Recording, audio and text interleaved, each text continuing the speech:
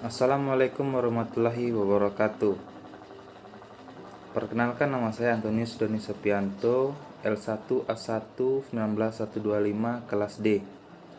Ingin memaparkan tugas tentang analisis proteomik protein kuning telur yang dibuahi selama perkembangan embrio. Kuning telur menyumbang sekitar 30% dari berat telur dan kaya akan berbagai asam lemak, vitamin, elemen mineral, dan protein yang merupakan sumber nutrisi penting untuk perkembangan embrio.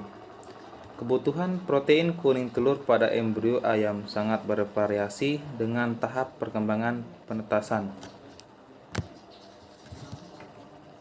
Perkembangan embrio ayam dibedakan menjadi 3 tahap, yaitu tahap pertama, embriogenesis 0-7 embryoide. Yang kedua, tahap kedua untuk perkembangan embrio 8-14 ide. Tahap ketiga 15-21 penyerapan cepat nutrisi untuk penetasan. Bahan dan metode yang akan dibahas adalah: yang pertama, sampel telur. Yang kedua, ekstraksi protein dari kuning telur. Yang ketiga, elektroporesis 2 dimensi. Yang keempat, analisis gel dan identifikasi titik protein yang dideskripsikan secara berbeda, kation. Yang kelima, analisis bioinformatis dan analisis statistik. Yang pertama, sampel telur. Sebanyak 92 telur yang dibuahi 5061 gram telur yang dihasilkan dari ayam vertigate Huainan selama 40 minggu. Dalam waktu 3 hari diikat dan dikumpulkan.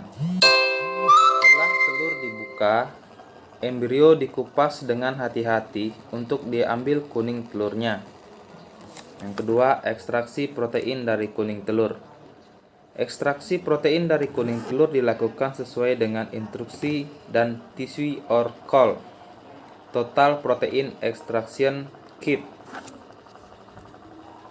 Selanjutnya, yang ketiga, elektroforesis 2 dimensi.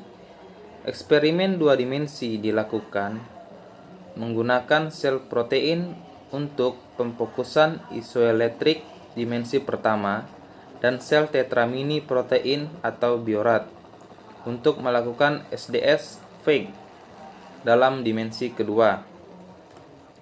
Elektroporesis dimensi kedua dilakukan pada gel poliakrilamida 10%. SDS menggunakan sel tetramini protein atau biorad. Yang keempat, analisis gel dan identifikasi titik protein yang dideskripsikan secara berbeda, seperti kation.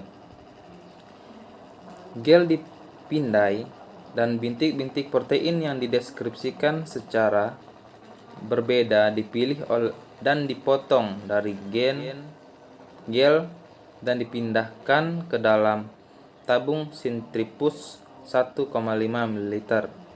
Gel yang mengandung protein dicuci dengan DDH2O dan dihilangkan warna dengan 50 ml larutan penghilang warna. Setelah gel dicuci dengan DDH2O, sekali lagi gel dicuci dengan 100 ml dari 25 mmol NH4HCO3 50% asetonetril dan 100% asetonetril sampai gelnya memutih.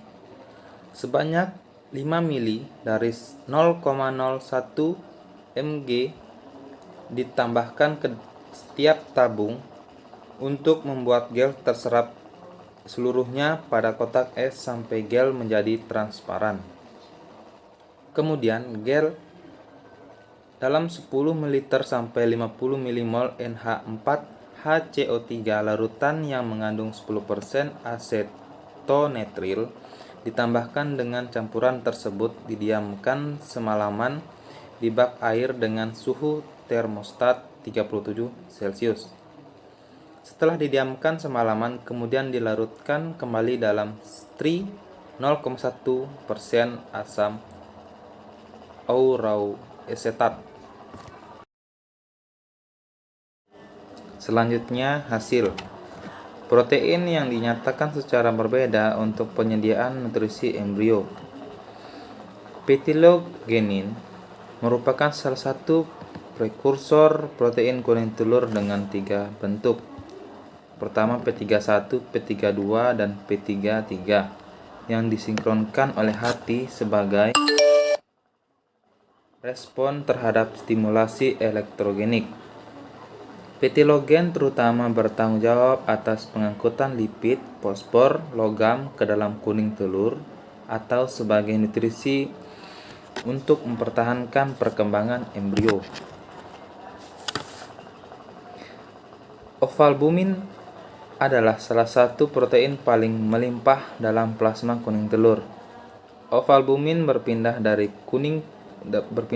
putih telur ke kuning telur selama penyimpanan lama. Massa molekul yang sedikit lebih rendah menunjukkan degradasi atau pengangkutan selama inkubasi jangka panjang. Ovotransferin adalah penyusun utama putih telur.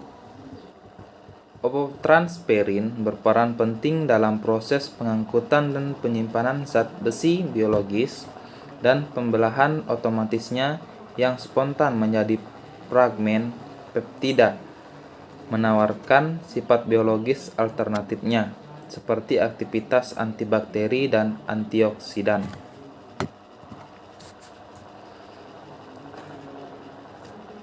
Opoin inhibitor adalah anggota dari keluarga proteasa inhibitor diedit dari putih telur yang menghambat aktivitas tripsin, chymotrypsin, subtilisin, dan elastase. Bintik protein ovoinhibitor terdeteksi pada putih telur dan kuning telur yang tidak dibuahi selama penyimpanan dan juga pada putih telur yang telah dibuahi selama inkubasi.